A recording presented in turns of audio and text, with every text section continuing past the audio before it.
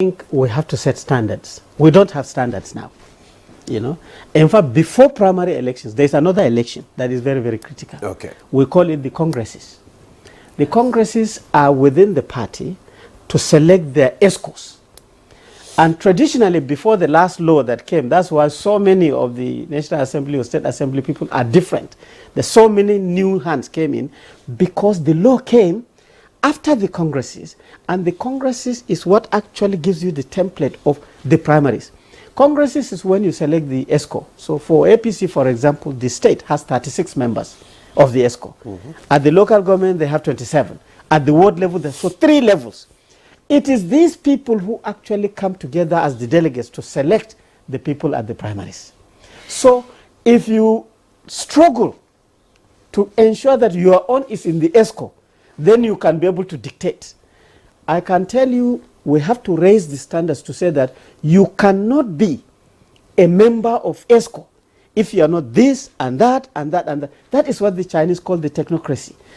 You cannot just pop out and become local government chairman if you have never led, you've never contributed, you've never demonstrated that you are clean, you've never, and all of a sudden you just pop out, you don't know anything because somebody says, sit here. That need to change.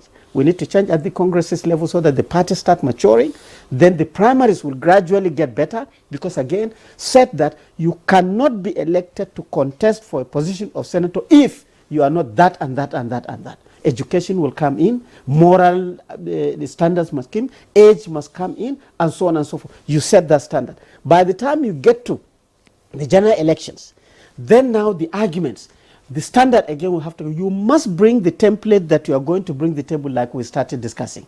If you don't know what to do to ensure that poverty comes down, to ensure that you create the middle class, to create institutions, what are you doing in leadership? So you must, these indices must be measurable so that you can be able to see that. But the way we are now is that if right now I ask Jumai now, I say, Juma, you are a Nigerian, who is your president? She might say, President Bola Tinubu, tick. Who is your vice president? Oh, my vice president is my brother, Shetima, tick. As you go down, you ask her, who is your senator? She might think a little bit. She may get it wrong. But when you go down, who is your member House of Reps? She may not get that. Go down, who is your governor? She may get that. Who is your deputy governor? She may stutter a little bit. Who is your local government chairman? She will say, Dr. Bindi, why are you pestering my life like this? Who is your vice chairman, local government? Who is your ward councillor? But these leaders, we elect them up to the ward level.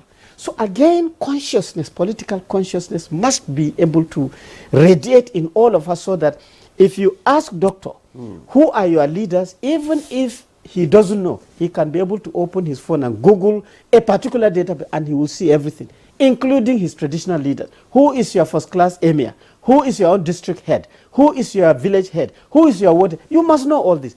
But these things, when we, like he said, we actually isolate ourselves and we think this is not part of our life and we're expecting the best out of it, has to change and has to change very, very gradually.